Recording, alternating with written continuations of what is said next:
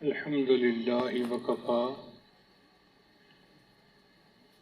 وسلام على عباده الذين اصطفى أما بعد أعوذ بالله من الشيطان الرجيم بسم الله الرحمن الرحيم والسابقون الأولون من المهاجرين والأنصار والذين اتبعوهم بإحسان رضی اللہ عنہم ورضوا عنہ سبحان ربک رب العزت عما یصفون وسلام علی المرسلین والحمد للہ رب العالمین اللہم صلی علی سیدنا محمد وعلی آل سیدنا محمد وبارک وسلم۔ اللہ رب العزت نے ہمیں قرآن 2 صورتوں میں عطا کیا، ایک کتاب کی شکل میں جو مسجد میں پڑھی ہوتی ہے، ہم اس کی تلاوت کرتے ہیں، ذالک الکتاب لا ریب فیہ، یہ قرآن مجید ہے، اور ایک اللہ تعالیٰ نے قرآن مجید صورت نبی علیہ السلام کی شکل میں عطا کیا۔ چنانچہ جب عائشہ رضی اللہ عنہا سے پوچھا گیا کہ نبی علیہ السلام کے اخلاق کیا تھے، انہوں نے کہا کان خلقہ القرآن، ان کے اخلاق تو قرآن کا نمونہ تھے۔ تو گویا 2 صورتیں ہوئی قرآن کی، ایک کتابی صورت ہوئی اور ایک نبی علیہ السلام کی صورت ہوئی۔ ہم اس کو کہہ سکتے ہیں ایک سطری قرآن اور دوسرا صدری قرآن، کہ نبی علیہ السلام کے سینے مبارک میں بھی قرآن تھا۔ ایک سطری قرآن اور ایک صدری قرآن۔ اب سطری قرآن کو سمجھنے کے لیے بندے کو نورانی قاعدہ پڑھنا پڑتا ہے۔ جس بچے نے بھی قرآن سمجھنا ہو، قاری صاحب کہتے ہیں جس کو نورانی قاعدہ پڑھائیں۔ کیوں؟ کہ الف سے یا تختی جب نہیں پڑھے گا، حروف کی پہچان نہیں ہوگی، وہ الفاظ نہیں سمجھ سکے گا، وہ قرآن نہیں سمجھ سکے گا۔ تو گویا الف سے یا تک کی تختی پڑھنی ضروری ہے، تب سطری قرآن سمجھ میں آتا ہے۔ اب صدری قرآن کو اگر سمجھنا ہو تو پھر ہمیں صحابہ کرام کی زندگیوں کو سمجھنا پڑے گا۔ چنانچہ ابوبکر صدیق لانو کی الف اور علی لانو کی یا، الف سے یا تک، یعنی خلفائے راشدین کے دور کو جب تک ہم نہیں سمجھیں گے، ہمیں نبی علیہ السلام کی زندگی سمجھ میں نہیں آئے گی۔ اب غور کیجئے کہ قرآن میں 30 پارے ہیں، مختلف صورتیں ہیں، ہر صورت کا اپنا موضوع ہے، اپنا عنوان ہے۔ سورہ بقرہ یہ یہودیت کے رد میں ہے، سورہ آل عمران یہ عیسائیت کے رد میں ہے،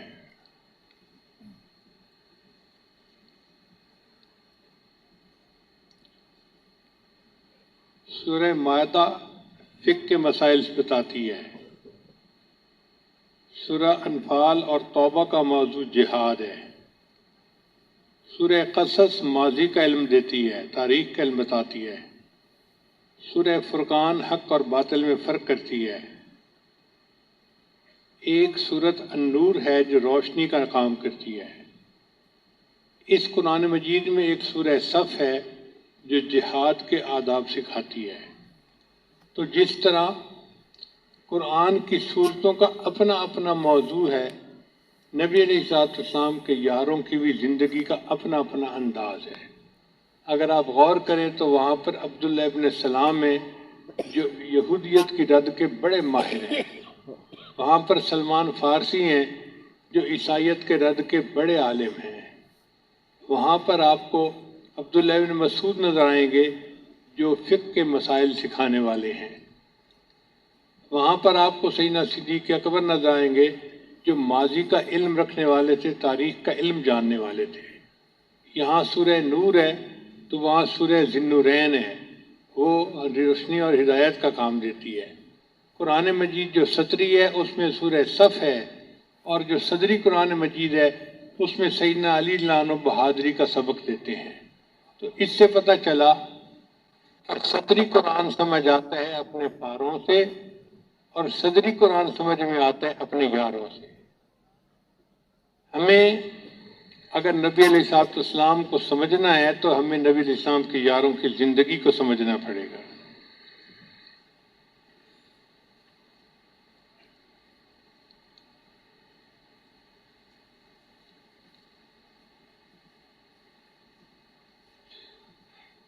قرآن مجید کے 30 پارے ہیں۔ جو بندہ قرآن مجید کو سمجھنا چاہے تو 30 پاروں کو سمجھنا ضروری۔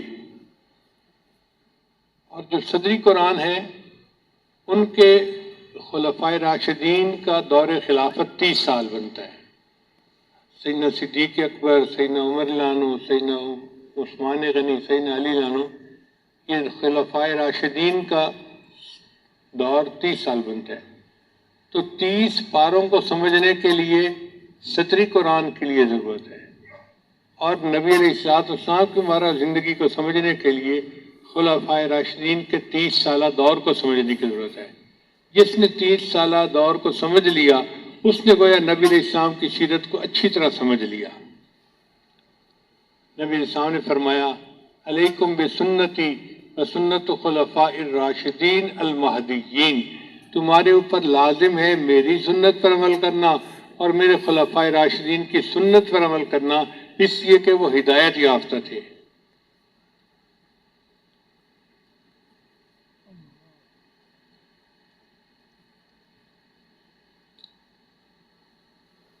قرآن مجید جب ہم پڑھتے ہیں تو ہمیں اس میں رکوع اور سجود نظر آتے ہیں۔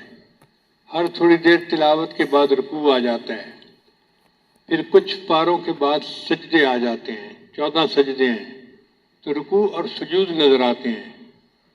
تو صدری قرآن میں رکوع اور سجود موجود ہیں، اور یہ جو صدری قرآن ہے اس کے یاروں میں بھی رکوع اور سجود ہیں۔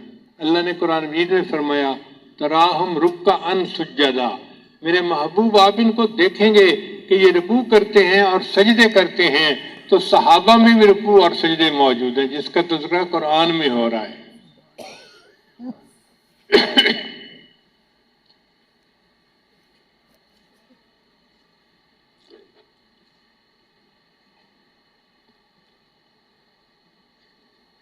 ایک اور سوال پیدا ہوتا ہے کہ جو صدری قرآن ہے اس کے لیے تو رحل موجود ہے۔ مسجد میں آپ نے دیکھا ہوگا رحل پڑی ہوتی ہے، حرم شریف میں رحل پڑی ہوتی ہے، تو صدری قرآن کی رحل کون سی تھی؟ اس کی تفصیل ذرا سمجھنے والی بات ہے کہ صدری قرآن کی رحل سیدنا صدیق اکبر کی گود مبارک تھی، اس کو اللہ نے اس قرآن کی رحل بنا دیا تھا۔ نبی علیہ السلام کے ساتھ ابوبکر صدیق نے 2 سفر کیے۔ ایک سفر اعلان نبوت سے پہلے کا ہے، اس وقت ابو طالب تجارت کے لیے چلے تھے اور ان کے قافلہ میں 60 آدمی تھے۔ یہ مکہ سے شام جا رہے تھے تاکہ سامان تجارت بیچیں گے اور پھر وہاں سے سامان لے کر واپس آئیں گے۔ تو چچا ابو طالب نے فرمایا بھتیجے تم بھی چلو سیکھ لو کہ تجارت کیسے ہوتی ہے، تو نبی علیہ السلام بھی ساتھ چل پڑے۔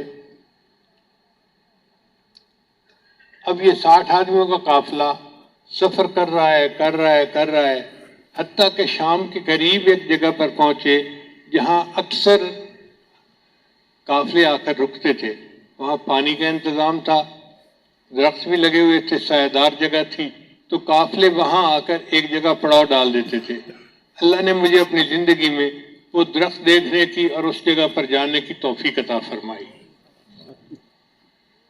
وہاں پر ایک یہودی عالم تھا جس کا نام تھا بحیرہ، راہب تھا، وہ رہتا تھا، اور اس نے اپنا ڈیرا اس لیے لگایا ہوا تھا کہ اس نے پہلی کتابوں میں نبی علیہ السلام کی نشانیاں پڑھی ہوئی تھیں، اور اس کو پتا تھا کہ وہ سفر کریں گے اور اس جگہ پر آ کر پڑاؤ ڈالیں گے، تو وہ انتظار میں تھا کہ کب وہ آئیں اور وہ پہچانیں کہ بھئی یہ وہی شخصیت ہے یا نہیں۔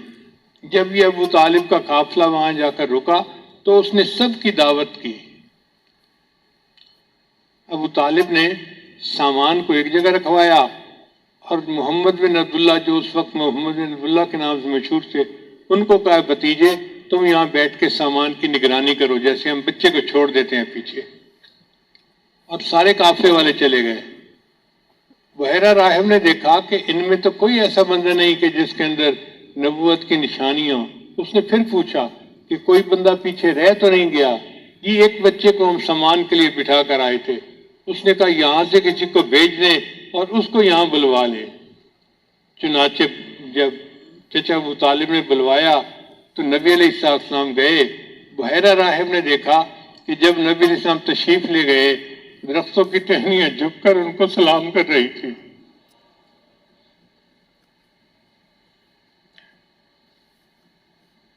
مرد حقانی کی پیشانی کا نور کب چھپا رہتا ہے پیشے ذی شعور۔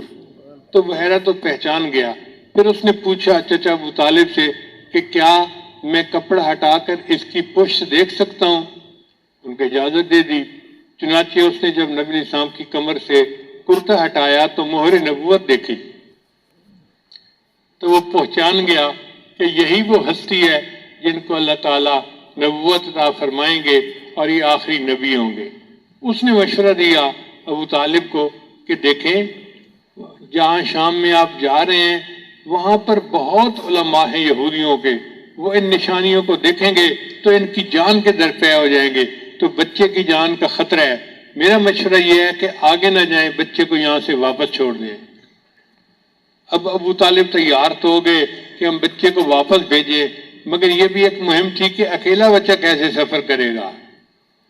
تو کسی نے کہا کہ کوئی اور بندہ ساتھ کر دو جو سمجھدار بھی ہو، بہادر بھی ہو، میچور ہو اور وہ معاملے کو سنبھالنا جانتا ہو۔ چنانچہ ایک نوجوان کو ابو طالب نے کہا کہ بھئی تم اس بچے کو لے کے واپس مکہ مکرمہ چلے جاؤ۔ آپ جانتے ہیں کہ وہ کون تھا؟ وہ تھا ابو بکر صدیق رضی اللہ تعالیٰ۔ تو سیدنا صدیق رضی اللہ عنہ کا ایک سفر تو شام کا یوں ہوا نبی علیہ السلام کے ساتھ، اور دوسرا سفر جو ہے وہ سفر ہجرت ہے۔ مشرکین مکہ مشورہ کر رہے تھے کہ ہم نبی علیہ السلام کا کوئی ایسا بندوبست کریں کہ یہ کام ختم ہی ہو جائے۔ بعض کہتے تھے کہ ان کو قید کر لیا جائے، بعض کہتے تھے ان کو ملک بدر کر دیا جائے، بعض کہتے تھے نہیں ان کو شہید ہی کر دیا جائے۔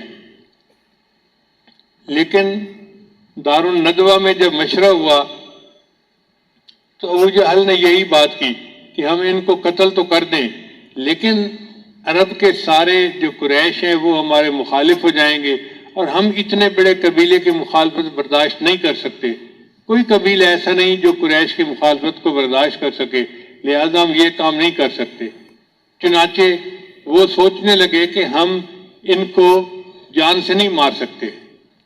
ایسے موقع پر شیطان جو تھا وہ ایک بوڑھا درویش بن کر دارالندوہ چلا گیا اور اس نے جا کے ان کو کہا کہ سنیں آپ لوگ مشورہ کر رہے ہیں۔ ابو جہل نے کہا ہاں مشورہ کر رہے ہیں، لیکن ہم یہ سمجھتے ہیں کہ ان کو جان سے مار دینا کوئی حل نہیں ہے۔ اس نے کہا میں اس کا حل بتاتا ہوں، حل یہ ہے کہ تم مختلف قبیلوں سے ایک ایک بندہ لے کے ایک لشکر تیار کرو جو 150 بندوں کا ہو، وہ ان کے گھر کا گھیرا کر لے اور جب یہ صبح نماز کے وقت مسجد سے نکلیں ان کو شہید کر دیا جائے۔ اب اتنے قبیلوں سے قریش لڑ نہیں سکیں گے۔ تو شیطان کا یہ مشورہ ابو جہل کو بہت پسند آ گیا اور اس نے کہا کہ ہاں ہم اس پر عمل کر لیتے ہیں۔ چنانچہ انہوں نے اپنی پلاننگ کے مطابق ہر قبیلے کے ایک ایک دو دو بندے لے کے لوگ جمع کر لیے اور نبی علیہ السلام کے گھر کا پہرا دے دیا۔ نبی علیہ السلام گھر میں موجود ہیں اور آپ کو اللہ نے وحی کے ذریعے بتلا دیا کہ باہر کفار نے گھیرا کیا ہوا ہے۔ اللہ کی شان دیکھیے، نبی علیہ السلام نے سیدنا علی رضی اللہ عنہ کو فرمایا علی اگرچہ یہ میرے دشمن ہیں مگر ان کی کچھ امانتیں ہیں جو مجھے ان کے حوالے کرنی ہیں، میں وہ امانتیں لے کے نہیں جا سکتا، تم میرے بستر پر سو جاؤ۔ سب چادر دے دی اور کہا کہ تم صبح یہ امانتیں ان کے جو اہل ہیں ان کو واپس کر کے پھر بعد میں آ جانا۔ اب یہاں اللہ کی تقسیم دیکھیے کہ اللہ نے لوگوں کی امانتیں پہنچانے کے لیے حضرت علی رضی اللہ عنہ کو چنا اور حضرت ابو بکر صدیق کو چنا کہ ابو بکر تم میری امانت کو مکہ سے مدینہ پہنچا دینا۔ اور یہ بھی اللہ کی قدردانی دیکھیے کہ نبی علیہ السلام نے حضرت علی عنہ کو سب چادر کے اندر، حدیث میں آتا ہے وہ سب چادر تھی جو اڑائی تھی، سب چادر کے اندر سلایا، اور اللہ نے ابو بکر عمر کو اپنے محبوب کے ساتھ سبز گنبد میں قیامت تک کے لیے سلا دیا۔ یہ تو اللہ کی دین ہے نا۔ چنانچہ نبی علیہ السلام اپنے گھر مبارک سے باہر نکلے اور آپ نے ایک ریت کی مٹھی بھری اور ان کافروں کی طرف پھینکی۔ وہ ایسی ریت تھی، اللہ فرماتے ہیں وَمَا رَمَيْتَ إِذْ رَمَيْتَ وَلَكِنَّ اللَّهَ رَمَى، اے محبوب وہ ریت جو آپ نے پھینکی وہ آپ نے نہیں پھینکی تھی، اللہ نے پھینکی تھی۔ اللہ نے اس عمل کو اپنی طرف منسوخ فرمایا۔ چنانچہ کافروں کی آنکھوں میں مٹی چلی گئی اور ان کو کچھ نظر نہیں آیا۔ نبی علیہ السلام اپنے گھر سے نکلے، پہلے بیت اللہ شریف تشریف لے گئے، وہاں جا کر کہا بیت اللہ یہاں کے لوگ مجھے رہنے نہیں دیتے ورنہ میں تو یہ چھوڑ کے کبھی نہ جاتا۔ پھر اس کے بعد نبی علیہ السلام بھی خوش نصیب گھرانے کی طرف آئے جو سیدنا صدیق اکبر کا تھا۔ دروازے کو دستک دینے سے پہلے جب قریب پہنچے تو ابو بکر صدیق نے دروازہ کھولا۔ ابو بکر جاگ رہے تھے، اہل حبیب جاگ رہا تھا۔ ابو بکر تم کیوں جاگ رہے تھے؟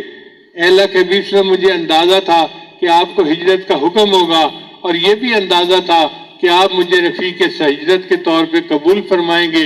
جب سے ابو بکر کو یہ خیال آیا ابو بکر نے رات کا سونا چھوڑ دیا، ایسا نہ ہو آپ آئیں اور میرے دروازے پہ آپ کو انتظار کرنا پڑ جائے۔ پھر اس کے بعد صدیق اکبر نے اپنے پورے گھرانے کے ذمہ خدمت لگا دی۔ بیوی کو کہا تم کھانا بنا دینا، بیٹے کو کہا عبد الرحمن کو کہ تم سارا دن قریش مکہ کی باتیں سننا اور رات کے اندھیرے میں آ کے حالات حاضرہ ہمیں بتا دینا۔ اپنے غلام کو کہا کہ تم بکریاں چرانے کے بہانے آنا اور ہمیں دودھ وہاں پہنچا دینا۔ اور اپنی بیٹی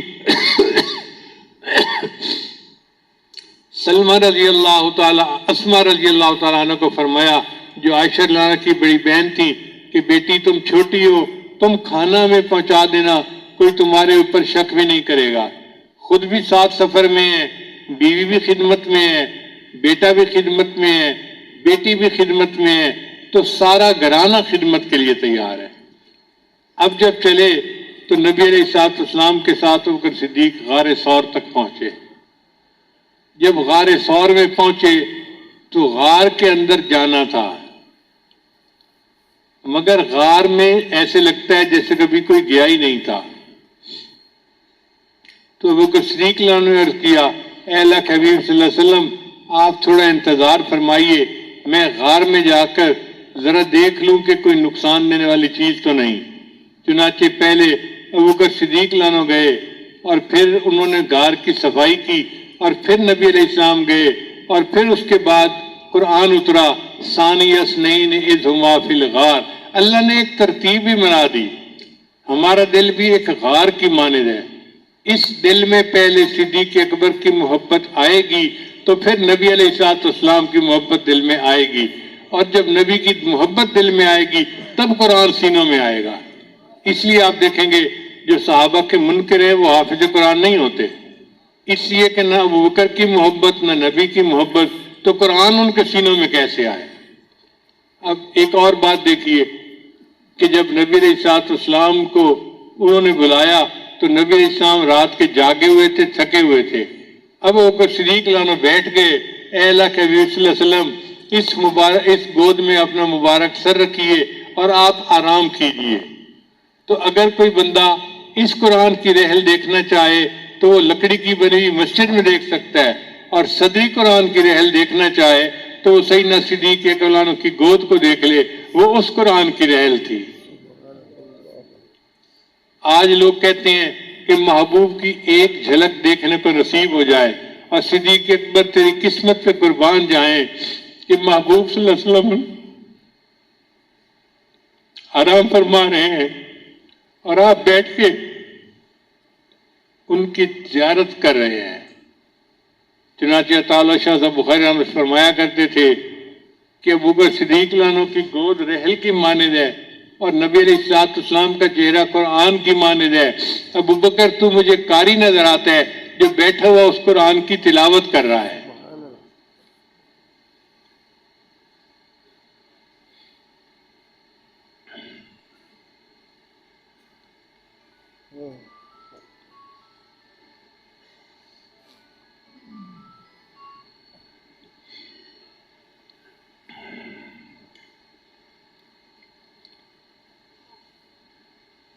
کہتے ہیں کہ غار میں مختلف سوراخ تھے، ان کو صدیق اکبر نے بند کر دیا تھا چھوٹے چھوٹے پتھروں سے۔ ایک سوراخ ایسا تھا کہ جس کے لیے کوئی پتھر نہیں مل رہا تھا، تو صدیق اکبر نے سوچا کہ اس پر تو میں اپنا پاؤں رکھ دوں گا اور یہ سوراخ بند ہو جائے گا۔ چنانچہ انہوں نے اپنا پاؤں رکھ دیا اور بیٹھ کے اپنی گود میں نبی علیہ السلام کو لٹا لیا۔ دو ہی تو گودیں تھیں جن کو نبی علیہ السلام نے عظمت بخشی، ایک ابوبکر کی گود جس کو ابوبکر صدیق بنا دیا، اور ایک سیدہ عائشہ کی گود جس کو عائشہ کائنات صدیقہ کائنات بنا دیا۔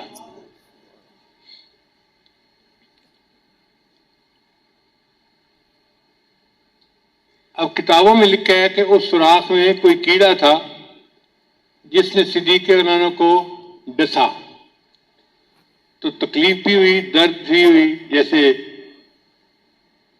شہد کی مکھی کاٹتی ہے تو درد ہوتی ہے، تو کیڑے نے کاٹا تو درد ہوا۔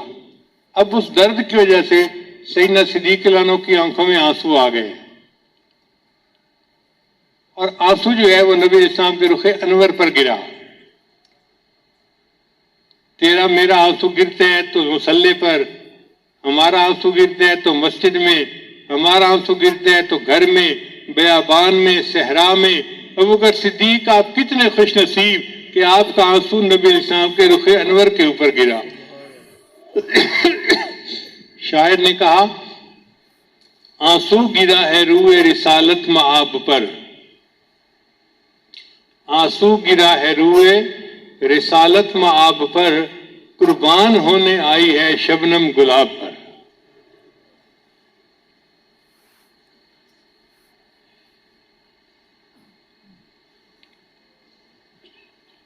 اب غار کی تنہائی ہے اور سیدنا صدیق اکبر نبی علیہ السلام کے چہرے انور کی زیارت کر رہے ہیں، دیدار کر رہے ہیں۔ اب یہاں پر ایک نقطہ اور بھی سمجھنے والا ہے کہ نبی علیہ السلام اپنی بیویوں میں باری تقسیم فرمایا کرتے تھے۔ یہ تقسیم نبی علیہ السلام نے حضرت عمر نے سیکھی، اور وہ جب شام کے سفر پر اپنے دور خلافت میں نکلے تو اپنے غلام کے ساتھ انہوں نے باری تقسیم کی۔ اس کو کہا کہ ایک منزل میں بیٹھوں گا تم چلو گے، اور دوسری منزل تم بیٹھو گے میں چلوں گا۔ تو جس نے نبی علیہ السلام سے تقسیم سیکھی وہ اپنے غلام میں باری تقسیم کر رہا ہے، تو ہم کیا سمجھتے ہیں کہ نبی علیہ السلام نے تقسیم نہیں کی ہوگی؟ آپ بتائیں، کیا تینوں دن نبی علیہ السلام سوتے رہے اور وہ صدیق بیٹھے رہے؟ صاف ظاہر ہے کہ نبی علیہ السلام آرام فرماتے رہے، ابوبکر صدیق پہرا دیتے رہے، اور پھر ایک وقت آیا جب نبی علیہ السلام اٹھ کر بیٹھ گئے اور فرمایا، ابوبکر اب تم سو جاؤ، اب تمہارا پہرا میں دوں گا۔ اس لیے تو ہم کہتے ہیں کہ سیدنا صدیق اکبر کے منصب پہ پہرا داری دینا ہم اہل سنت کا کام ہے، اور یہ نبی علیہ السلام کی سنت ہے، اور ہم اس سنت کو ادا کرتے رہیں گے۔ اللہ کی شان دیکھیں، کافر پیچھے لگے ہوئے تھے، وہ قدم کے نشان ڈھونڈتے ڈھونڈتے غار کے دروازے پر آ پہنچے۔ ان میں سے ایک بندے نے کہا کہ جی اس غار میں موجود ہیں، مگر اللہ نے اپنی قدرت سے ایک مکڑی کو حکم دیا تھا جس نے جالا بن دیا تھا۔ مکڑی کا جالا سب سے کمزور دیوار ہوتی ہے، ان اوہن البیوت لبیت العنکبوت۔ اللہ نے مکڑی کے جالے کے ذریعے اپنے محبوب کی حفاظت کر کے دکھا دی۔ وہ کہنے لگے کہ مکڑی کا جالا بتاتے ہیں کہ یہاں تو کبھی کوئی داخل ہی نہیں ہوا، لہذا چلو واپس۔ ابوبکر صدیق عنہ فرماتے ہیں، ہم ان کے قدموں کو دیکھ رہے تھے، اگر وہ بیٹھ جاتے تو ان کی نظر ہم پہ پڑ جاتی، مگر اللہ جس کو بچانا چاہے، جسے اللہ رکھے اسے کون چکھے۔ اللہ نے اپنے محبوب کی حفاظت فرما لی۔ پھر نبی علیہ السلام غار سے 3 دن کے بعد نکلے اور آگے تشریف لے گئے۔ یہ 3 دن ایسے تھے کہ جن کے بارے میں عمر لانو ہمیشہ تمنا کیا کرتے تھے۔ ایک دفعہ سیدہ صدیقہ رضی اللہ تعالیٰ عنہ لیٹی ہوئی تھیں، رات کا وقت تھا، آسمان پہ ستارے خوب چمک رہے تھے۔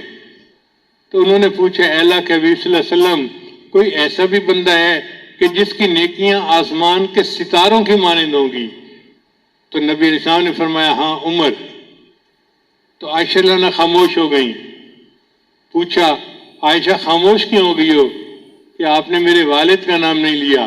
تو نبی علیہ السلام نے فرمایا کہ عائشہ ان کی تو غار ثور میں جو میرے ساتھ گزری چند راتیں ہیں ان کی نیکیاں ان ستاروں سے زیادہ ہیں۔ اس لیے عمر لانو کہا کرتے تھے ابو بکر میرے ساتھ سودا کر لو، میں پوری زندگی کی نیکیاں دینا چاہتا ہوں، تم اس کے بدلے غار ثور کی 3 راتوں کا ثواب مجھے دے دو۔ یہ اللہ نے اپنے محبوب صلی اللہ علیہ وسلم کو نعمت عطا فرمائی اور ان کو ایسے یار عطا فرمائے۔ امام ربانی مجدد ثانی رحمۃ اللہ نے لکھا ہے اپنی کتاب میں کہ نبی علیہ الصلوۃ والسلام کے جسد اطہر کو جنت کی مٹی سے بنایا گیا تھا، وہ جنتی مٹی تھی، اور پھر اللہ نے جو مٹی بنی تھی اس سے ابو بکر صدیق کے جسم کو بنایا، اور جو مٹی بنی تھی اس سے عمر لانو کے جسم کو بنایا۔ اب جب وفات ہوئی تو جو پہنچی وہیں پہ خاک جہاں کا خمیر تھا، اللہ نے ان تینوں کو سبز گنبد کے اندر لٹا دیا جس کے جنت ہونے کی بشارت نبی علیہ السلام نے عطا فرمائی۔ نبی علیہ السلام نے فرمایا ما بین بیتی و منبری روضۃ من ریاض الجنہ۔ سبحان اللہ، آپ اندازہ تو لگائیے ان کی شان کا کہ اللہ نے اسی دنیا میں ان کو جنت عطا فرما دی۔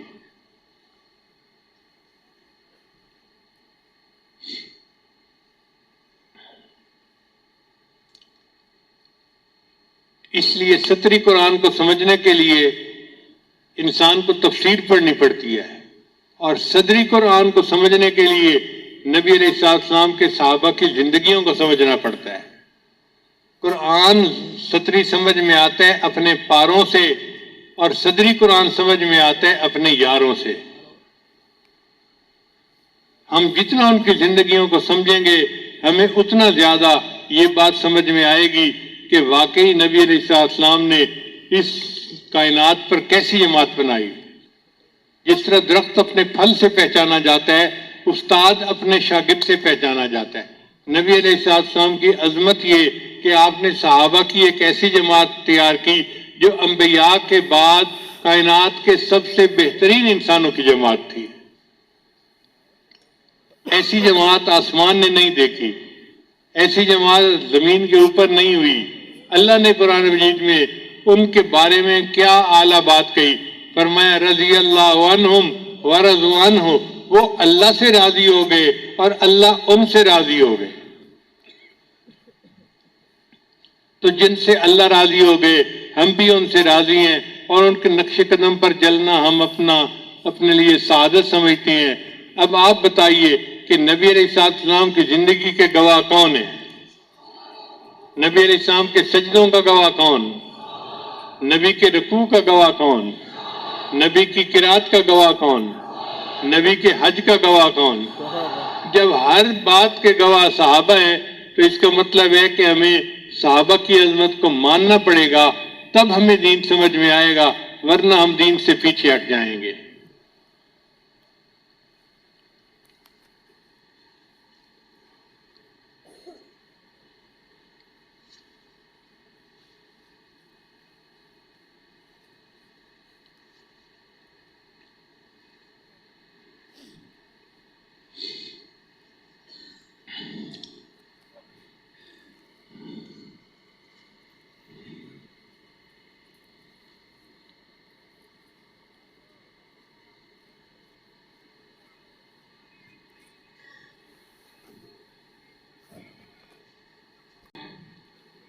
میرے پیغمبر کی ذات خوشبو، میرے پیغمبر کی بات خوشبو، جنم لڑکپن جوانی خوشبو، نبی کی ساری حیات خوشبو، صدیق خوشبو، عمر بھی خوشبو، غنی بھی خوشبو، علی بھی خوشبو، میں یوں کہوں تو غلط نہ ہوگا، نبی کی ساری جماعت خوشبو، خدا کی مرضی سے سیدہ عائشہ بنی ہے نبی کی دلہن، نکاح بھی خوشبو، بیاہ بھی خوشبو، براتی خوشبو، بارات خوشبو۔ اللہ تعالی ہمیں ان خوشبودار لوگوں کی اتباع کرنے کی اور ان کے طرز عمل پر زندگی گزارنے کی توفیق عطا فرمائے۔